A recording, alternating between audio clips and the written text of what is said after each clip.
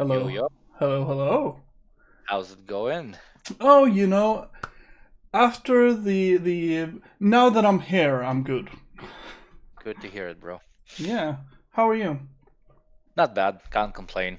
It's a bit on the late side, but I have a glass of whiskey and I'm ready for a nice conversation. Oh, nice. Hope everything turned out okay with your job or whatever. Oh yeah, Because it just there were some delays. we have some new routines that makes it so that I have to stay longer when I'm closing the store. So one day I hope that I can make my income from doing this, or we can just abolish commodities altogether. Uh, so then we won't have this problem. Also, I've been listening to a stream where someone was like doing some hardcore Stalin apologia today. So I hope you're not going to do that. Oh, but not if you don't force me into it. I'm kidding, I'm kidding. Of course not. All right, so please introduce yourself to my lovely audience. Are we live? Yes, we are. So don't say the Hi. N word. Miss Obama, he's about to say the N word. I love those. Hi, guys. My name is Yugopnik. I run a YouTube channel that concentrates on the analysis of capitalism mostly, but also the introduction of socialist ideas and critique of fascism. I have a new video coming out probably tomorrow on the Nazi aesthetic, specifically the Nazi uniform, and why it is so alluring and so attractive in the eyes of many. And yeah, I'm looking forward to this conversation. Yeah, Nice. Yugopnik on Twitter, Yugopnik on YouTube. Check me out if you haven't. All And right. that's pretty much it.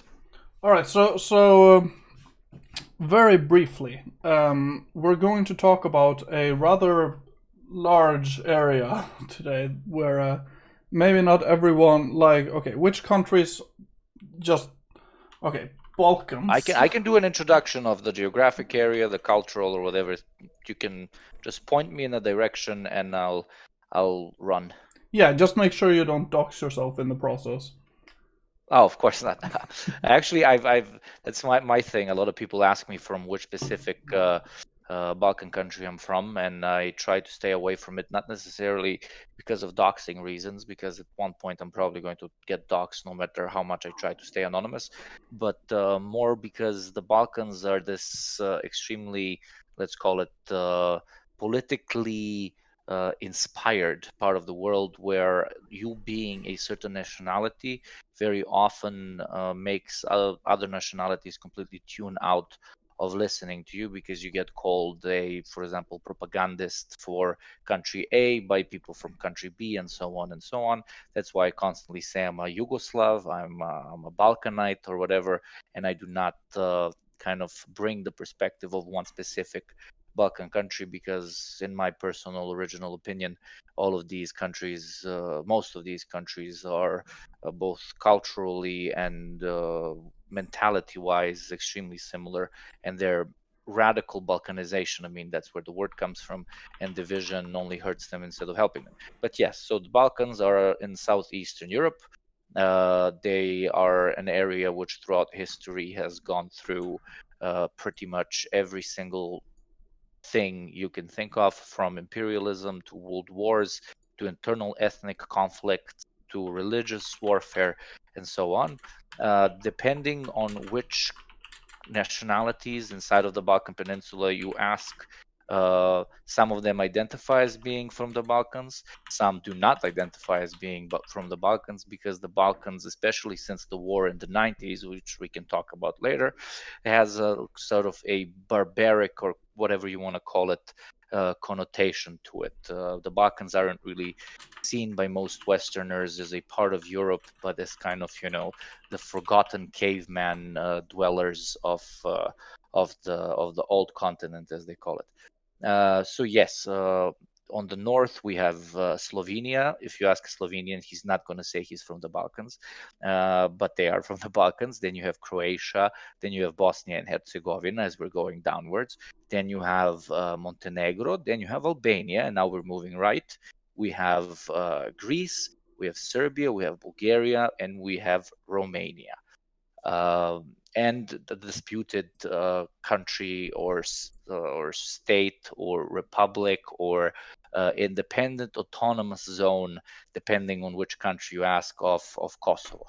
And this sort of region, the western part of this region, was a part of the Yugoslav socialist project, which was a unified country, which was neither a part of the Western Hemisphere politically during the Cold War, nor the Eastern, but they played this sort of balancing point between the two, and actually created this sort of unity of so-called independent states and so on. But we're not going to go into that.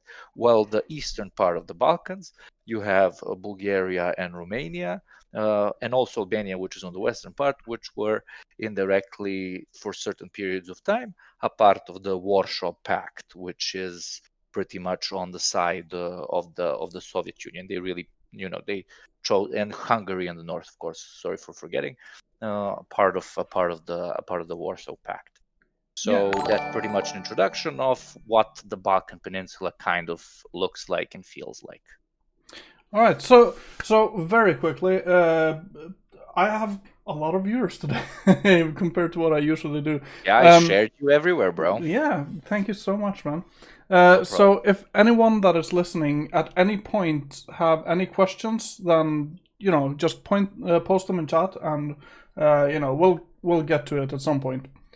Okay, so I don't know exactly how we are going to because what I usually do in these discussions is that we talk about like political figures or movements within a certain nation.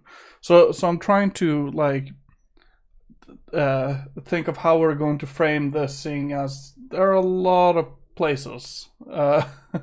Very good point, and I can help you with this because I'll immediately state it, spoiler alert, there isn't really a larger socialist movement that currently exists inside of these countries, pretty much any of these countries.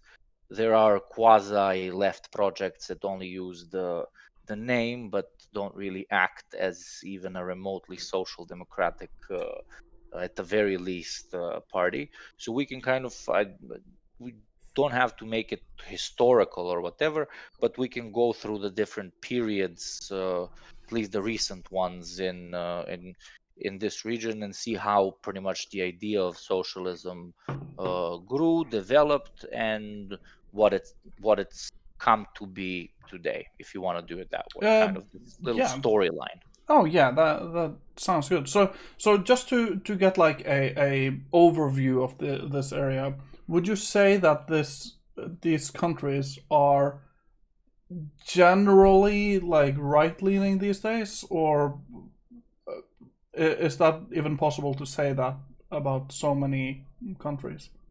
It would be a bit difficult to generalize, but you could very openly and without any doubt say that not a single one of these countries has a left-leaning party in power. In the best case scenario, I know this is insane for a Marxist to say, but unironically, in the best case scenario, it's center-right parties or relatively, you can't even call them center-left, liberal parties, right? Actually, to the north, specifically in Hungary, with Viktor Orban, if you heard about him, Oh yeah. it's a properly right-wing country where anti minority, anti-immigrant rhetoric is used on the daily in order to inspire the local right-wing Hungarian population to vote it in. But the question is good because specifically when it comes to the current political sort of space on the Balkan Peninsula. Even though if you Google their party and on Wikipedia it's going to say it's center right, there isn't really any ideology. And I know that for example, I'm a big fan of Zizek, and he says ideology is absolutely everywhere. But when it comes to most of these parties, they are completely built around taking power and keeping power by exploiting pretty much every single type of rhetoric that they can exploit, be it the populist left or populist right, and not really, at the end of the day, after getting elected, working on working on any of those set promises. So we like to talk about the U.S. and say, oh, the two parties are the same and so on, and then I would argue in many things they're very, very similar. Sure, in some things they aren't, but in many things they are very similar. While on the Balkans, pretty much when you go to the poll and you get to pick between 20 parties, for example, or 15 or 10 or 5, you will see no genuine ideological difference between them. The best difference you could see, maybe some are more ecologically friendly, and maybe some are more pro women's rights, while others are not to the same extent, or actually pretty patriarchal in their way of thinking, which is still ideological. But I'm trying to make this point that parties in the Balkan Peninsula, the majority of it, completely run by this sort of utilitarian, but in a fucked up way, principle of we say whatever we need to say in order to potentially get elected. And that's pretty much where it ends. So basically, to kind of like reframe it a little bit, would you then say that instead of asking for like an overhanging ideology over all of these countries, they are more or less primed for populism as the word is used today? Uh, in an ironic way, populism, but only as a rhetoric, but not populism as a policy. So while they might use it to get into power, they will never actually enact any of those relatively populist, or what we can genuinely call them popular sort of ideas. And that is mostly because the Balkans, after the end of the Cold War, after the 90s, pretty much were stripped for absolutely everything that they had established previously, number one. And number two, the new political elite that entered all of these countries was usually a spin-off of different Western European parties that massively invested in those countries, so that in the parliamentary elections you do not get socialists pretty much re-elected, because the support usually for those countries not moving into capitalism was absolutely overwhelming, and data proves this. So they made sure that by introducing parties that sort of only uh, talk about democracy and freedom on a loudspeaker, by introducing those parties and making sure that they get elected, they could keep those specific countries indirectly, not to a radical extent, but to an indirect way, more pacified, and sort of introduce new neo-colonial sort of approach to managing the Balkans. And so that it doesn't sound like I'm just talking out of my ass, I can use the example of Bulgaria specifically, where one party has been ruling for 13 or 14 years, if I'm not, no, not over 10 years, let's just say it this way, which was quite literally created by the Christian Democratic Party of Germany, where Merkel, the Chancellor of Germany, her party, the dominant party of Germany, and it was openly stated when they invested, I think, at the beginning, over $300 million into this new party, which is called GERB, which is the center-right party. Literally, the motivation was to create a party so that the left-wing parties cannot end up taking majority of parliament. And this turned out to be a very, very successful method, which Western capitalist states used in order to completely indirectly depoliticize the climate in the Balkan Peninsula by introducing a bunch of parties that, at the end of the day, only disagree in what color the logo of the party is, and on very, very minor topics that not even the majority of the population cares about. All right. So okay. So let's do a little bit of history. Um, why don't you tell me a little bit, like broadly, about the history of socialist movements within the Balkan Peninsula, and like how well they have fared, like in the 20th century? Yeah, that could be a very, very long and broad type of thing, but I'll try and make it quick. So as we previously said, you had this country, Yugoslavia, and then on the west you had these Warsaw Pact countries. Yugoslavia during World War II, before World War II, Yugoslavia was pretty much a kingdom called the Kingdom of Serbs, Croats, and Slovenes. They had a monarch. It was ruled in a pretty much semi-feudal, semi-capitalist manner. World War II comes in, and you have this incredible situation that's almost Game of Thrones like, where you have all of these factions, which both on the basis of nationality, but also on the basis of ideology, are warring in all of these sort of regions against each other, while also fighting the fascists or supporting the fascists. So you had the Ustasha in Croatia, which were literal, undeniable, insane genocidal maniacs. You have Bosniaks as an ethnicity, meaning Muslims from the today's country of Bosnia, which participated both in the communist partisan movement, but also a small part of them in SS divisions, which is pretty crazy when you Google Muslim SS or Muslim Nazis. There is such a fucking thing. Which so you have those. Then you have, the partisans, which I previously mentioned, which were socialists, which did not only want to push out the Nazis, but also wanted to establish a worker state afterwards, led by a guy called Tito.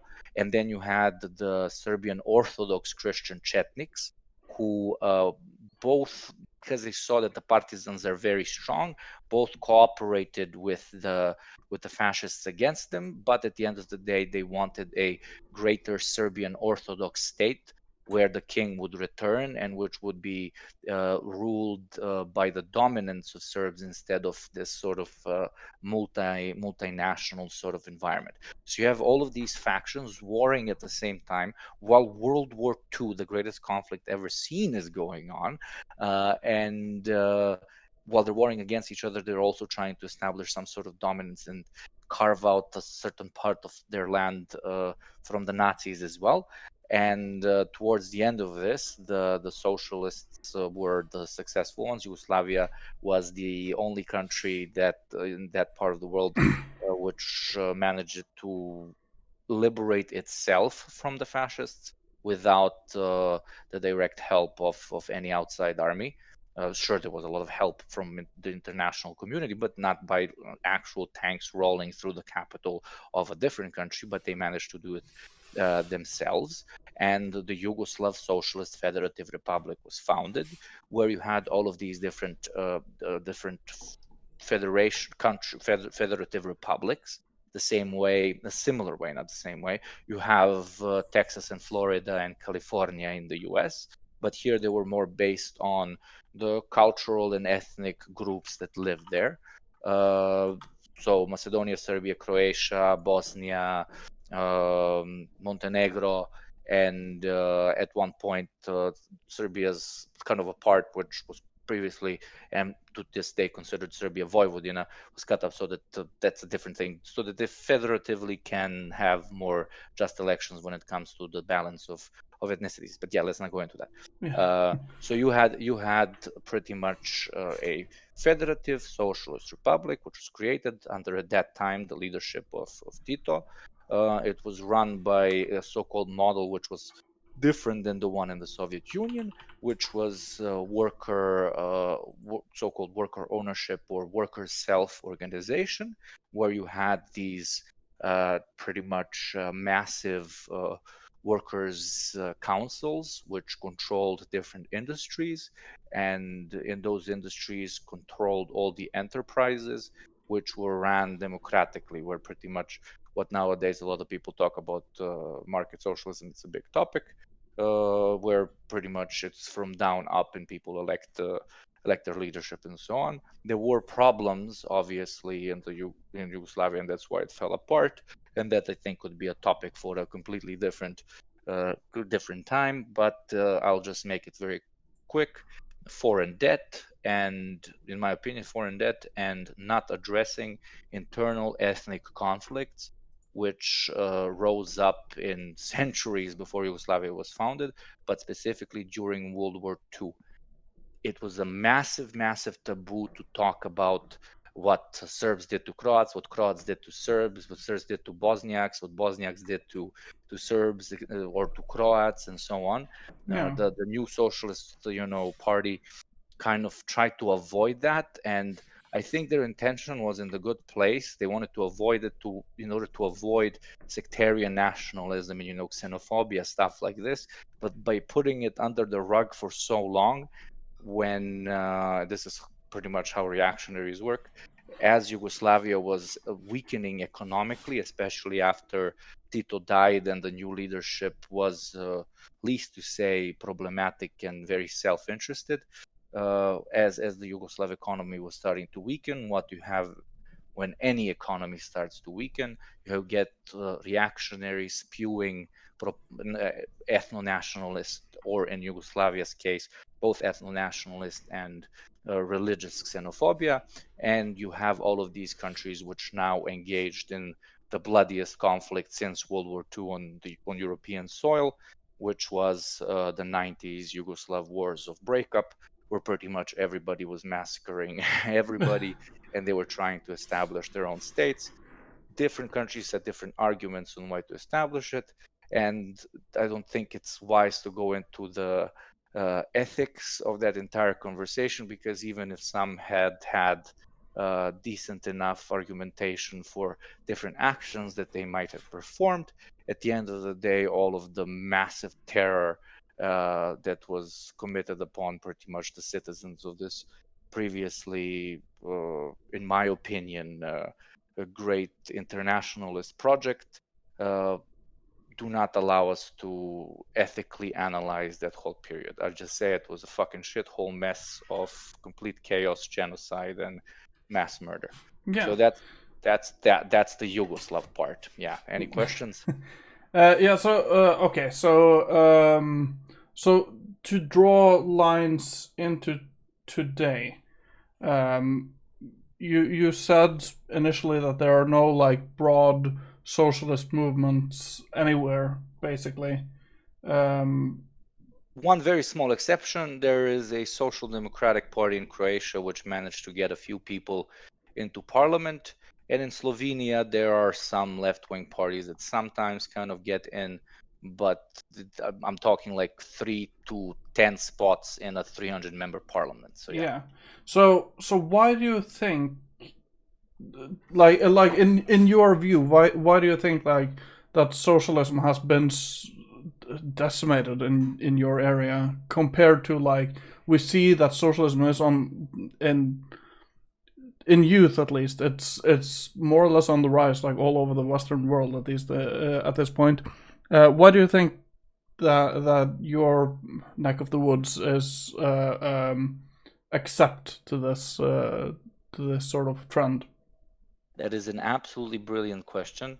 And isn't it very ironic that a country which attempted to, you can criticize it, you can say it was perfect, whatever, but isn't it ironic that a part of the neck of the woods, as you call it, that actually tried to create something close to socialism, isn't it ironic that that has become now a part of the world where it's arguably, at least on the Western Hemisphere, least likely to arise again, at least not from a reformist perspective?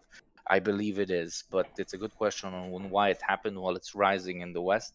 Well, because between 1990 and 1999, I'm talking specifically about the Western Balkan countries, so the Yugoslav ones, not the Warsaw Pact ones. There's a bit of a difference, because from 1990 to 1999, we were constantly 24/7 bombarded by nationalist rhetoric, while not only listening to this nationalist rhetoric on national TV, but also sending our brothers, our fathers, ourselves, our children to fight another ethnicity, literally on the basis of a fictional flag and a fictional hymn, and what kind of god they believe in. So that's my answer. The 10 years of constant brainwashing, which very, very aggressively talked about how the previous attempt on establishing socialism was wrong because it tried to share, usually the argument which was made, this nationalistic argument inside of a socialist state, was that my country, I'll use, for example, let's say Serbia during socialism had to pay for the lazy Croats and lazy Bosnians and lazy Macedonians, or Croatia during socialism had to pay for the lazy Serbs, the lazy Bosnians, the lazy Macedonians, or whatever. So this constant bombardment of hatred and of direct denunciation of everything good that was achieved with that specific Yugoslav socialist experiment has left literally multiple generations completely brainwashed in believing all of that info which was spewed during that time. So pretty much said in the simplest way possible, a full decade of constant anti leftist propaganda and pro right wing propaganda is something that will, I argue, work in any part of the world. And it worked very well on Germany post World War One and on uh, the Balkan Peninsula between 1989 and pretty much 1999, even though it continued even up to, one could argue, today. Yeah. So, um,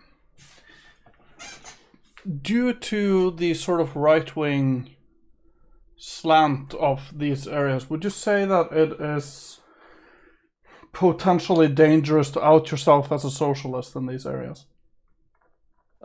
It's interesting because a lot of the very old generation here, I'm talking like people who actually lived through Yugoslavia, Yeah. the absolute vast majority of them are openly socialist. So pretty much everybody has a socialist in their, at least somebody who identifies as a socialist in their family. I would argue like 70% of people have one, but also 70% of people have somebody who's staunchly bigoted and right wing against some other ex-Yugoslav country. So in a way, people are kind of used to hearing that you're a socialist, but when you say it, it usually goes in the direction, or you are a race trader, but they don't use the word race, but they use, oh, you're a trader of Croats, you're a trader of Serbs, you're a trader of Bosnians, or whatever our identity, because you want to delete it by socialism, because they identify, again, because of the propaganda during the 90s, that you cannot be both somebody who identifies with the culture of a certain people and a socialist at the same time. And yes, there have been plenty of attacks on socialists, even murders by different far right groups, skinheads, and so on. But I wouldn't say that it's, that if you're sitting at a dinner table, you're going to be shitting yourself from potentially being outed as a socialist. But though Hungary is an exception, I think Hungary is so incredibly right wing that outing yourself publicly as being left wing there could have consequences both on your job and on your livelihood, and also on your potential, let's call it, bodily immunity. Yeah. So these nationalist tendency or national contentions, let's call them then.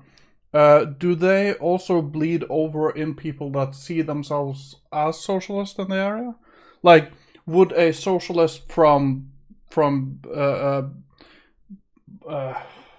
Bosnia, yeah, or yeah, Serbia, Bosnia have Croatia, yeah. like problems with people or socialists from other parts of the Balkan Very Peninsula? cool question, and the answer is actually very positive. I've met so many after I founded my channel and after it blew up recently. I met so many wonderful socialists from all over the Balkans, and they are internationalists to the core. Nice. Meaning it's very nice. Like they, in a socialist's mind, a Balkan socialist mind, the idea of these tiny, insignificant countries existing only based on the argument of, oh, my land, this is my blood right, blah, blah, blah, is absolutely, absolutely ridiculous. You will, you will not hear, other than some historic bullshit, you will not hear a two socialists or 10 socialists from 5 different countries in the Balkans arguing about the fact that socialism needs to be applied on the region generally and not just in a certain state and then in another state and in another state, and what then there's supposed to be small socialist states that compete with each other. I mean, it's basically the socialists did not swallow the divide et imperum, divide and conquer pill that the West really managed to sell very well during the 90s, which is, thank you for mentioning it, because that's one of the nice, like, optimistic things I can think of when it comes to the Balkan left. Hey, I'm here to brighten your day. Thank you. So, okay, question from chat here. How would you define a Bosnian? Oh, it's an interesting question because Bosnia is a federative republic. It's kind of a tiny Yugoslavia, but it was created because during the war, all of these different ethnicities said, "Yo, I'm the majority here. Don't I have the right to self-determination? So I should have my own little part."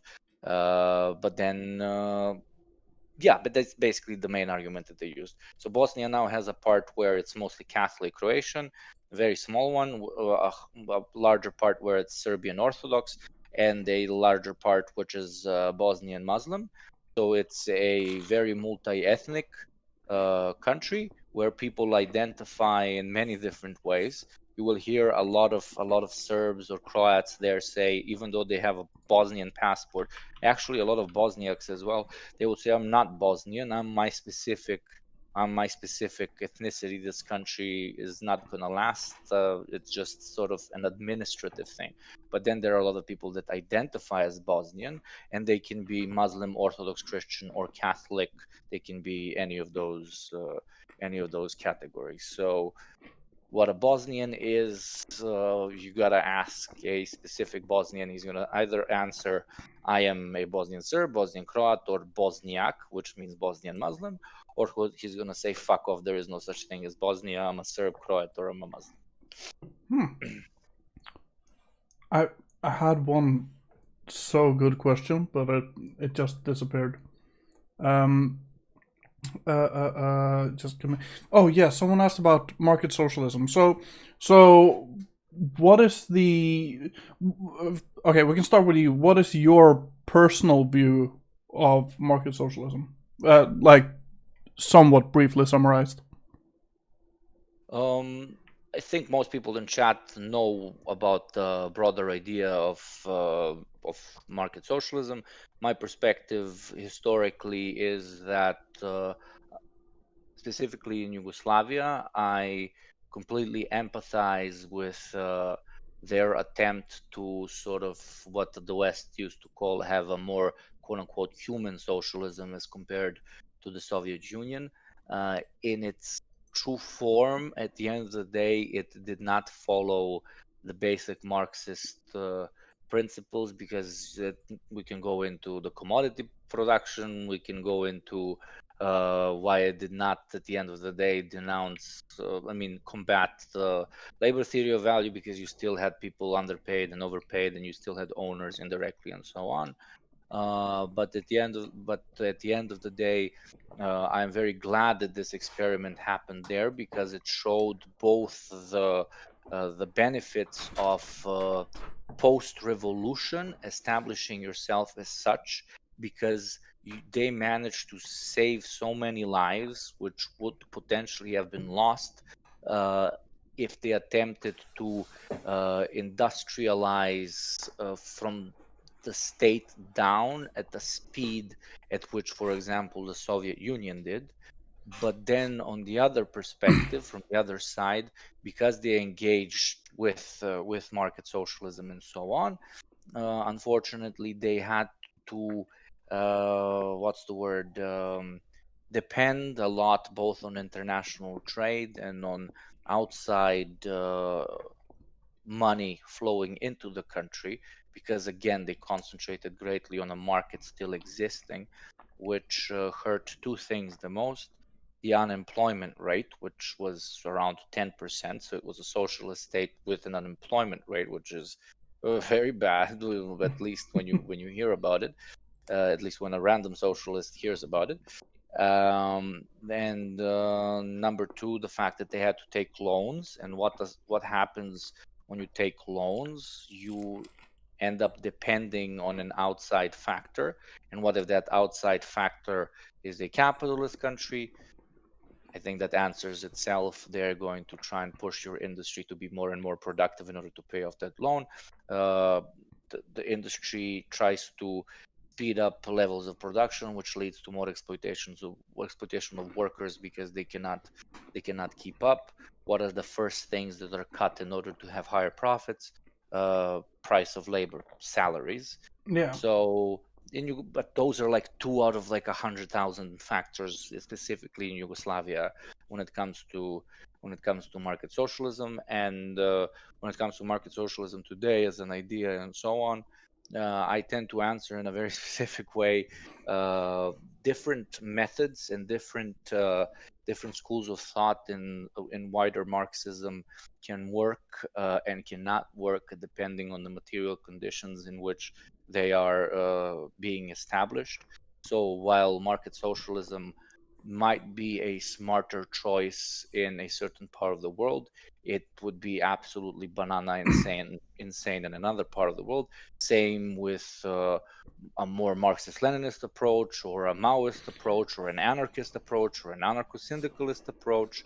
Different parts of the world require different approaches, and I believe I think this is what the right wing kind of pushed into us, because they back in the day were so divisive about how to bring about their fucking insane fascist doctrine, that it kind of bled over to us on this sort of thing where we think that before attempting socialism, we need to figure out exactly what way it will work in every single inch of the world. But and correct me if I'm wrong, Engels back in the day said the people doing the revolution will define the methods through which it is done. So I'm based gonna on be that, real. I'm gonna yeah, be real honest with you. yeah. If you are wrong, I wouldn't be able to correct you on that. Ah, no worries. I'm Yeah. probably I didn't directly quote it, but that's sort of the idea. I'll make it super fucking direct. We can sit here and all the time talk Marxist Leninists say, "Oh, anarchy, the retard," and the anarchy will be like, "Oh, you dumb ML," and then the market socialist comes in and says, "Oh, we have to reform everything, no violence, no revolution, blah blah blah." But what actually works, history will prove and or disprove. Yes. Meaning, in 500 years, hopefully, if we have a completely established internationalist socialist project, I think we will end up being quite surprised of the innovative methods that those people of the future will end up using to establish that socialist society. And of course, it will be inspired by previous schools of thought, but I think it's a waste of time for us to think we can read the future Oh and yeah. say this works, this doesn't work. So my take on that is basically what you just said, that we sort of have to look at the material conditions of the different countries, and we have to take a reasonable approach towards socialism in every country. There's no need, like if we take the United States, for example, I think that it's reasonable to say that market socialism is probably the way to socialism within something like the United States, or something like Norway for that matter.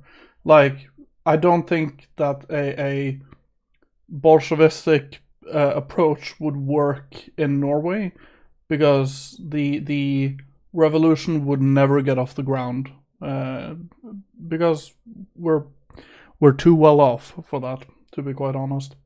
That's a perfectly legitimate argument to make. I would not fully agree with it. Not necessarily not fully agree with it. From the PR perspective, that's arguably the only way to go because, as you very well said, the it, another attempt, a different, more sort of hardcore revolutionary attempt, would not get off the ground because of public opinion. But on the other side, for you to have a very developed market socialist state, you have to engage in economic imperialism abroad to get all of that, all of that raw material, not raw Oh, material, all of oh that yeah. shit So from all so over the world. So it's, so indirectly, I'm not talking specific about Norway, but about the US specifically.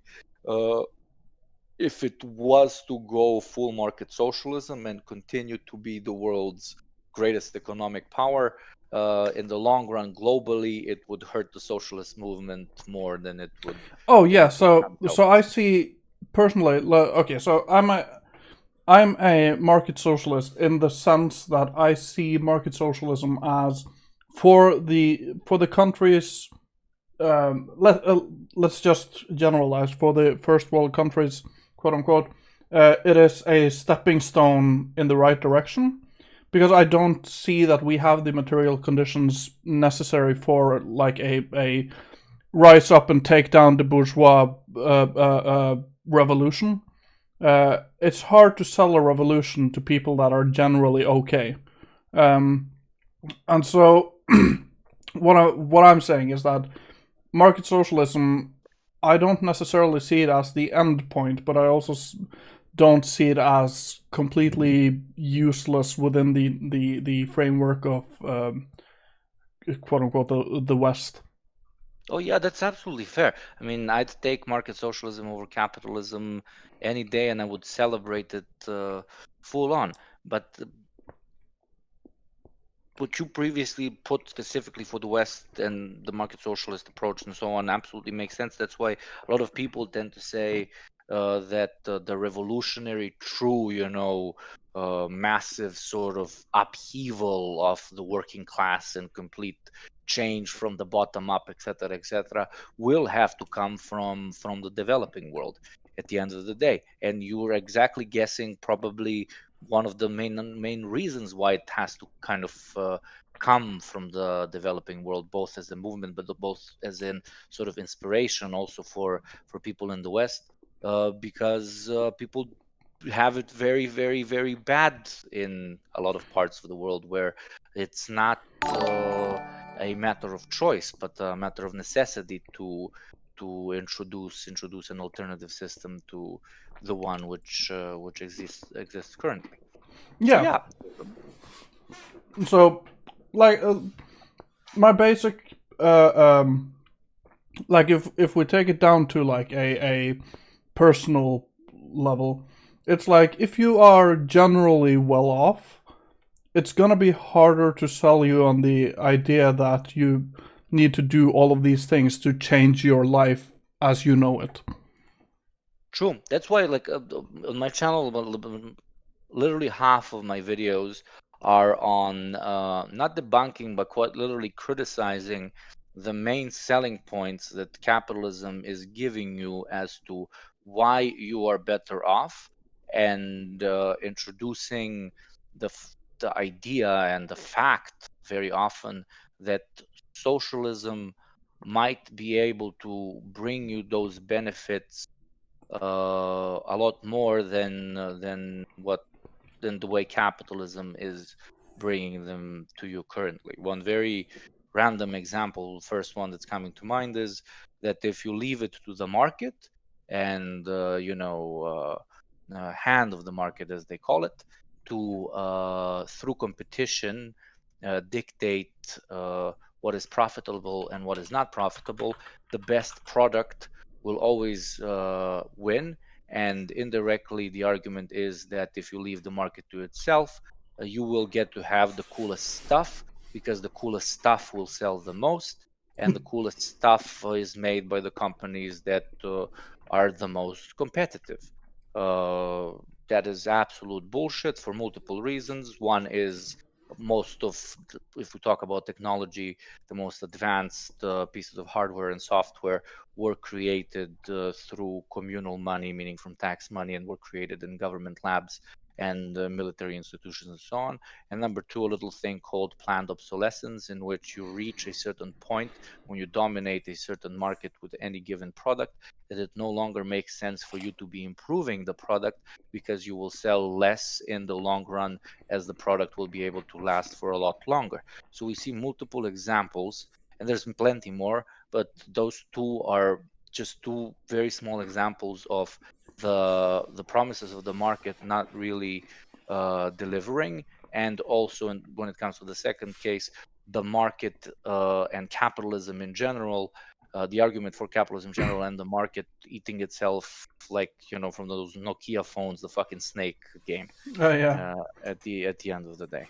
So, would you say that your take on market socialism sort of maps onto the general feeling around market socialism in within Balkan socialists?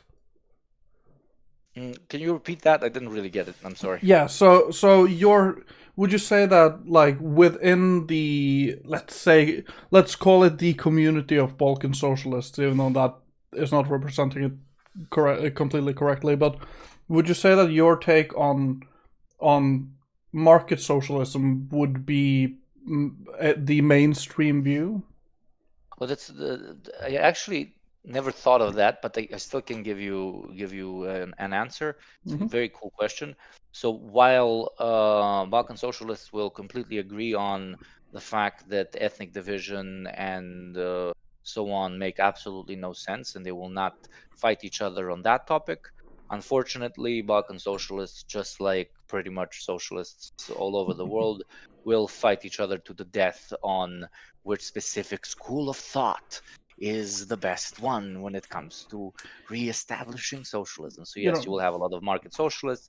You will have a lot of people that argue that the reason Yugoslavia fell is because it didn't follow the Soviet model. You will have a lot of people that will use sort of reformist social democratic arguments, and so on. But yeah, I cannot full-heartedly say that my analysis of not my analysis, but my vision of market socialism is the same with a lot of people.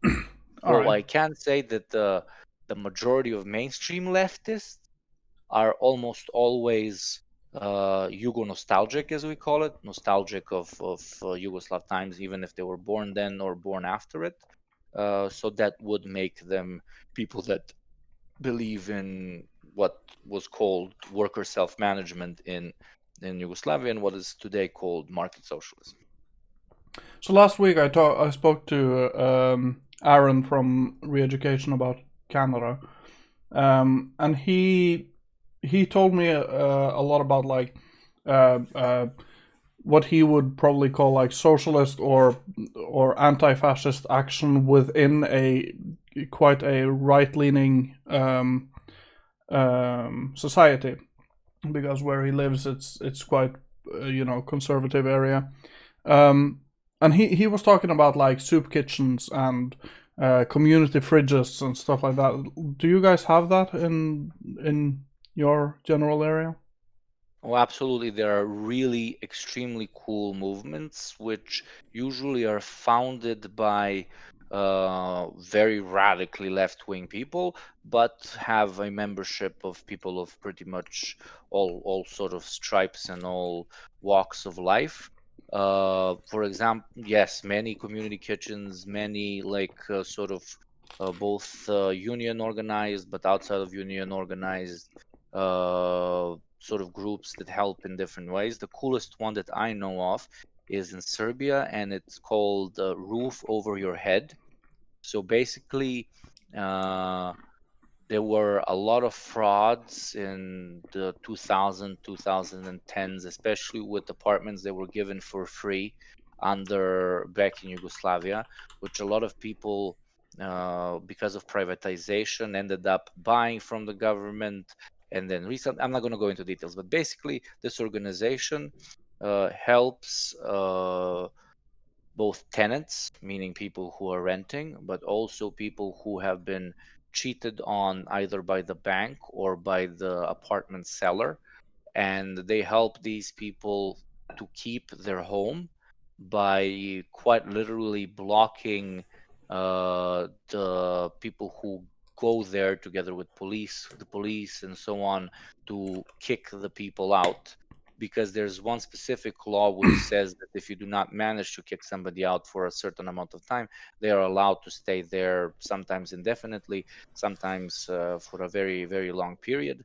So these people organize, these very, very wonderful people, sometimes 10, sometimes 20, sometimes 200 people, and they go help usually families which are not in the best of economic states from having their apartments or their houses or whatever taken away from them by these very parasitic businessmen that have found hundreds of loopholes because of the transition period from a market socialist to a capitalist economy, from taking all of these people's homes. I'll just give a random example. For example, you have a building, and the building had all the apartments were given for free, right?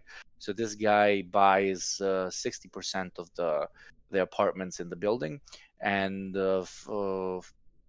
pretty much becomes the majority owner of the building, which is seen as one unit, because it was not seen, the apartments were not seen as units back in socialism. They were just seen as buildings, and then the building is cut up in 12 parts, and you have 12 families living there.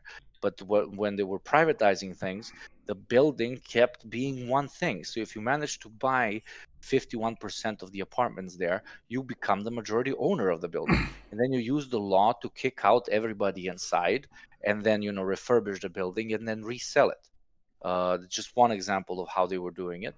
And these wonderful people from the movement of Roof Over Your Head, I think they're called, Krov nad glavom, have helped thousands and thousands of people to not end up on the street. A lot of disabled people, a lot of trans people who are going through very tough times and cannot even afford to take care of themselves, let alone come up with the money to basically pay for the very apartment which was given to them by the previous Yugoslav government, which is extremely fucked up. But then you have these wonderful people that help them quite literally through brute force by fucking up the cops that come, pretty much. So, okay, so I might be generalizing, and I might be misunderstanding parts of what you're saying, but it seems to me, at least from what you are saying about like these communities, that even though electoral politics within these countries lean heavily to the right, um, the society still has some left-leaning flourish, if that, or some left-leaning It is a seasoning, if that makes sense. definitely does, and to this day, everybody has disdain for extremely wealthy people.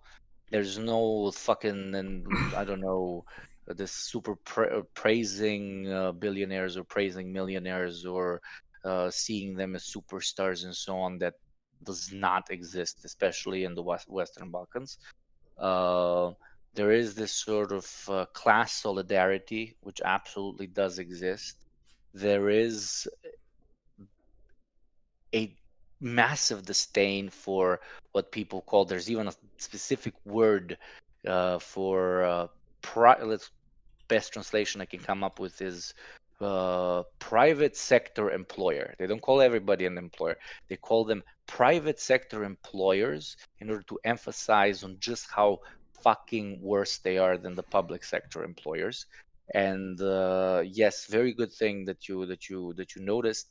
There is a lot of leftover, let's call it class solidarity from back in the days. Oh, that's good to know. So someone asked earlier. Let's see if I can find the question. Oh yeah, Celtic frosting.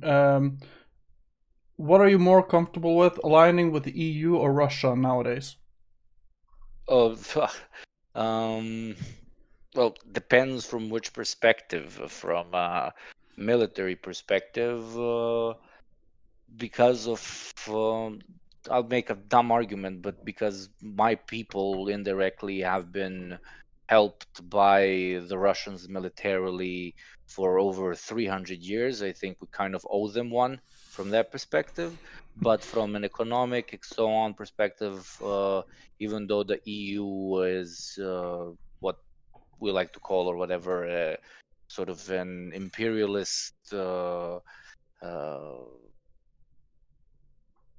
setup or system, for the current development, economic development, at the end of the day, of the everyday person in this part of the world, it's more logical to go with the EU, especially because choosing to go with Russia would be choosing to also go with a capitalist state. So when you're choosing between two capitalists, choose the one that's gonna make you a bit more money, I guess. Never really thought about it deeply, but you know. Yeah. All right. So we both actually got a question here as well. What do you think of working towards a European Socialist Party? My separate youth subwing is advocating that, but I'm/we aren't sure how to achieve it. The Sokdem party we fall under doesn't like us, and also they purged us for being communists and called us terrorists in national media. Okay, so a European Socialist Party. What's your take about that? I think it would be cool. The more internationalist a party is, the better, but then it has to communicate, not only communicate, but cooperate with the smaller wings of that specific party inside of the local communities, because at the end of the day, local organization is extremely, extremely important. And I think a lot of parties attempt to do this. There's, especially in the Europe, there's the European Union of Socialists, European Union of the Greens, European Union of Christian Democratic parties, and so on and so on. But what they lack there specifically is oversight over the sort of both ideology and both how much the local parties act on the ideology they say they are going to act on in name. So basically, what I'm saying is it could be a good idea, but it needs to make sure that the local branches are both listened to, but also, quite to the contrast, told that they have to keep up with certain ideological and practical standards of the wider European Party. Do I think it is feasible at the moment? Oh fuck me, man! I'm not the fucking witch that can tell the future. I have no fucking idea. So, yeah, I guess my take on it is, of course, I would like for that to be possible. Seeing as like my whole project here is quite international, internationalist. Seeing as I'm trying to unite fronts with socialists all over the world for a reason. Like That's I'm beautiful. yeah, and I'm very much against like the sort of online American hegemony that we're seeing. Which it is, my friend. Oh, it is. Trust me, I know. Yeah, and yeah, so and currently I think I'm doing a quite an okay job. Like we're not getting Vosh's numbers, but I wouldn't expect to. Um, but yeah, I think I would be for a sort of European socialist party, but like what you say, I don't know how feasible it is at this point. But maybe sometime in the future. Let's see. How are we doing for time, by the way? When did you have Let to? I got around 15 more minutes, not because I want to leave, but because I quite literally share my apartment shares a wall with my landlord, and we all know about landlords. Hopefully, he cannot hear me right now. And she, it's a double for one combo. Oh, They oh. call it the Mao McBurger.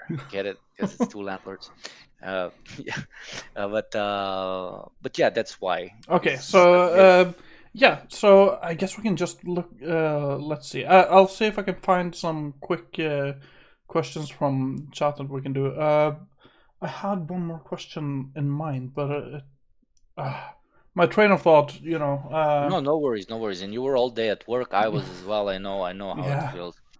We both don't do this full time compared to some people, which then end up complaining about how it's so fucking hard. With all due respect, my friend. yeah, fucking It's Chud fucking Logic nuts. is getting called out here. No, Really? Oh no, I fucking love no, that guy. I'm just kidding. Um, He is great. I know. He's a very good friend. Yeah, Let's see. poggers. Yeah. Poggers, all the way. Based crackers. What? Um, is it because we're both white? I don't. Oh, I I am a assume. Slav. We have never been considered white throughout history. You don't get to call me white now, baby. Now that white is a problematic term, now you're never gonna call yourself that. Quite literally, like fuck off. Nazi Empire, World War One, we're always this sort of Untermensch lower breed, and now all of a sudden everybody wants to call us fucking white. We never got the fucking economic or geographical privilege, and now you're gonna shove it up my ass. Fuck off, bro.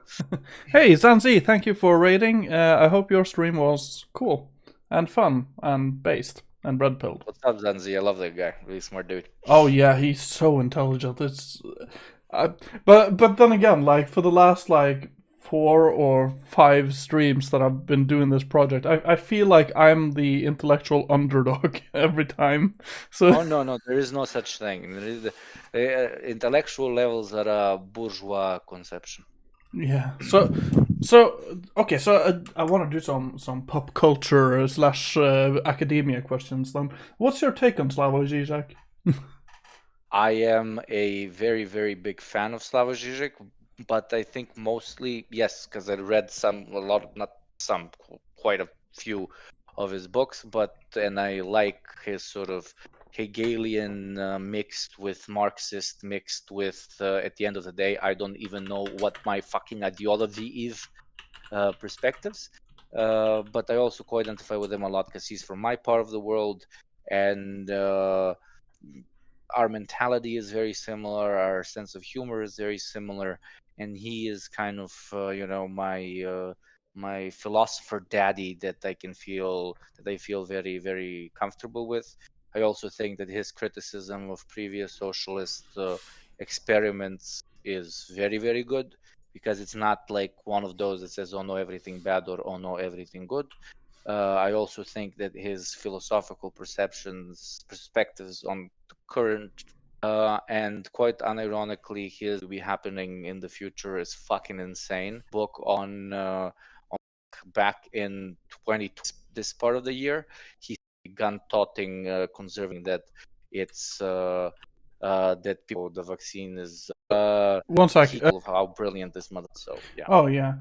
One sec. We had some massive lag here. It seems. Everyone in chat, Marco. Okay, so now we'll just see if they. Are we back? Is it me? Maybe it's me. So So the country where I'm at, this is how I can dox myself. Country where I'm at arguably has one of the best internet connections on planet Earth. So maybe it's not And me. now we'll just Google best internet connection on Earth. And then it's a country of millions of people. Find me, motherfucker. Is it better, people in chat? Is it, La la la la or la. is it still? Okay, so you guys say Polo, I say Marco. Marco. And I will just see. It seems to be better on my like I always have this stream up on one of my monitors, but it does seem to be lagging quite a lot. Yeah, I can see. I also have the Twitch turned on, and it's lagging a bit. Visually, at least your head is. Yeah. But I think now it's fine. Seems fluid enough. Sounds good for me. Move your mouse around the screen, and I'll tell you. Yeah, I'm moving it around. You go. Okay, I don't see it at all. I don't see your mouse around the screen at all. God, I think we're very Laggy. Don't you have some shit that Twitch tells you, like some levels or something? Yeah, but I don't get a problem with like Streamlabs isn't reporting any problems, so I'm not 100% sure. But it And our seems to. Discord connection is like perfect, so Yeah, I don't think it's your or my connection. It's Twitch doing something weird. it's not lagging for me at the moment. No lags now. Okay, I think we're in the clear. It was because Hugo said the N word. Yes, many times. I screamed it. Also Yes. the F word and the R word, and I combined them all. I turned on the camera for a second. I took my dick out. I peed on the camera. That caused the internet to start crashing. To turned off the electricity in my entire neighborhood. Classic Yugo shit. Yeah, 100%. So, I think we're actually 100% back now. It seems. So we still have a little bit of time before you have to leave. Anyone else have any questions? We have like a lot of viewers today. Maybe that's the problem. Maybe I didn't account for me having double-digit viewers today. Well, I'm glad I could push something Oh yeah. your way. Let's see. What what's more comfortable? Yeah, we've done that one. Been 30 years, and we still haven't been reformed our democracy enough. It's never gonna end. Well, that's democracy for you. Um, let's see. Let's see. Tito was bad. Was amazing. Do you agree with that statement? I think when it comes to leaders specifically throughout the 20th century, I cannot think of arguably, at least in my part of the world and in Europe in generally, of a more both capable and down to earth uh, leader than Tito. Without trying to overdo it or underdo it, I think he both listened to the people, listened to protests, listened to a lot of what they had to say, but also put the hand down when it was necessary, and turned a semi-feudal shithole at the end of World War II into arguably a country with some of the highest standards on planet Earth at the time in a matter of 30 to 40 years, and managed to create a very original experiment from which I think all socialists of the world can learn a lot from. So yes, I think Tito very based, very red pilled. Nice. Okay, so two quick questions here. Who has the better chance of becoming socialist, Japan or the United States? I have to say, I don't know enough about Japan's political environment to comment on it. I agree completely. Unless we do a meme like in 50 years China becomes full gay luxury automated communism invades Japan and Japan becomes communist. Yeah. Yeah, I don't know shit about Japan. Recommended reading list for someone getting into leftism. Uh, okay, so I feel You like go. that. You can go. You can go. Shoot. Yeah, I feel like that can be a long list though. Yeah, that's Uh, why I immediately said you go. That's like I answered this question I think 700 times in my life, yeah. and I don't know who asked. I love you, but Google it, my friend. Yeah. They're like you're fine. Hakeem has a video with like a suggested reading list. Exactly, I would exactly. recommend watch that video and just do whatever he tells you to do. The question useful for liberal societies. We should work with SOCDEMs on immediate shared aims.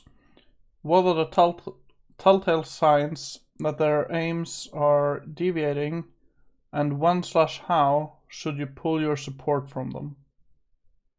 Uh, Cooperation with SOTSDEMs is acceptable when you are trying to rid yourself of a reactionary or far-right government. Afterwards, during the period of reformism after the right-wing government has fallen, but the second you're trying to establish any sort of progressive movement, um, you need to be extremely, extremely careful, because at the end of the day, Sotsdems get a lot of political power by distancing themselves from you, because that's how they get into the mainstream. Yeah. So, be careful, because eventually that point's gonna come. So do it to them first before they do it to you. That's what I'm saying. So okay, so my take on it is basically, and I don't know where you stood on the whole American election, if you were even interested in it. But it's basically like the same thing with like Biden versus Trump. You support Biden until he beats Trump, and then you fucking launch all of your attacks on Biden. Yeah, I was of a different opinion there, Yeah. but that would take like an hour of a conversation. I did not necessarily have anything against the good intention behind the people making that specific argument, but that argument, in my opinion, not that argument. The question that was more towards, if you are a socialist party, should you work with Sotsdems and so on and so on. So, for example, if we had a socialist party in the US and Trump was in power and working together with the Democrats, which again I would not call Sotsdem, but let's imagine they're Sotsdem, in Yeah. order to get Trump out, I would be for it, so that the socialists and the Sotsdems can establish a new government, and then we can fuck with each other afterwards. Completely Yeah. agreed. But in the U.S., there was no, there was just Democrats versus Republicans. Yeah. I'm sure you're also tired of that fucking Oh, American-centric yeah. conversation. Fuck that shit, man. Yeah. Fuck their fucking democracy, man. All right. We are coming up on the last couple minutes that you'll be here with us. So, let's see very quickly. Are there any relevant socialist/communist organizations in Balkan, and are you a part of any of them? We did cover that there are not any really relevant ones. So, Yeah, without going into details, are you a part of some sort of organization, or like you don't have to name names or anything? yes. I'll just say yes. Yeah. I still stand with what I previously said. There's nothing massive enough that it, from a reformist perspective, can get into parliament. There's nothing massive enough that it can organize an uprising. But there are many organizations that identify as left-leaning, that actually do a lot of on-the-ground work in different sort of sectors. And if anybody from the Balkans is currently in chat or will watch this video later, that is what I would suggest you join, both because you will be able to radicalize others, radicalize yourself, learn a lot more, and at the end of the day, help somebody directly, just like re-education does with the kitchen. Yeah. So, okay, I have one ending question for me. What would you say was the worst attempt in the 20th century of achieving socialism? No. Romania. It was absolutely insane. The guy was a complete psychopath. He gave his wife a PhD. He made it illegal to not have children. He literally he taxed women if they like didn't give birth specific to a specific number one, and he even taxed women who could not have children, which is even more insane. And just the whole round conservatism, social conservatism that existed there. A lot of people joke around about some Nazbols in Russia after the Soviet Union fell or whatever, but the closest to a Nazbol state in history, I think, would unironically be Ceausescu's Romania, which was a shithole, which unfortunately probably stained the image of socialism in the eyes of so many beautiful and genuinely intelligent Romanians for a very, very, very long time. And Romania specifically, but one could even argue to a certain extent, Bulgaria are perfect examples of why exporting socialism, if not done right, can be extremely, extremely problematic. Because in this case, Soviet Union kind of brought their version of socialism onto them after World War II. And when the local population has not earned socialism for themselves through their own volition, the people who end up rising to the top, and also the citizens of that certain country might not look very favorably upon this thing that was not earned by them, but that was given by them. And you can have situations like Romania, where you have insane psychopaths that probably haven't even read half of Das Kapital But leading that. apparently he did save the bear population in Romania. Oh yeah, fucking gotta love So, the Bears. so yeah. All right. Do you have any final No, memes? there was good economic planning there, and for certain things like genuinely excellent, par excellence, one could even say, but still, that is trumped completely by these fucked up conservative social stigmas which he introduced to the country, or which he Yeah. continued from before. He didn't introduce shit. Yeah. Well, someone is disagreeing with you and saying Cambodia is way worse. Okay, but we said socialist experiment, not insane, even more insane guy experiment. Yeah. Yeah, definitely worse, but I don't count that as Yeah. that's Yeah. an anarcho-primitivist experiment. So, do you have any final memes for our lovely audience tonight? Final memes. Well, my whole life is a meme. I guess Oh, I'll sign out with that. Yugopnik on YouTube, Yugopnik on Twitter. oh yeah. Just Uh, put your links in the chat if you want to, and No worries. I'm good.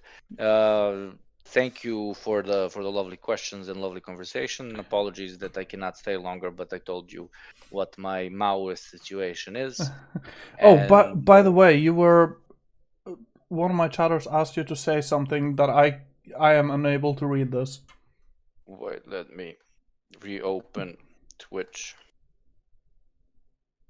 What's the name of the chatter? One Flux 2. So it's yeah. Love the Bears. Oh, I'm not gonna. What? That is problematic. He's telling me to say that Kosovo is Serbia, and remember in the beginning I said this is a disputed region. Yeah. People there say, "Oh, it's ours." The Serbs say, "Oh, it's ours." The Albanians say, "Oh, it's ours." It's a meme. It's that to this point talked about it. It's literally become a meme. So yeah. All right. So you're not gonna say it. Yeah, I'm definitely not fucking saying that. If somebody clips that, like, I lose 30,000 subscribers that fucking day. All right. Hey, it was amazing to talk to you. You are welcome back on anytime. And yeah. Likewise, don't feel shy to text whenever you want. And yeah, have a great evening by chat. And yeah, this was fun. Yeah. Hope All right. hope you guys learned at least something. Well, if they didn't, I did. Oh, that's lovely. I did from you as well. Ah, why? Thanks. All right. Have a good one. Have a lovely evening.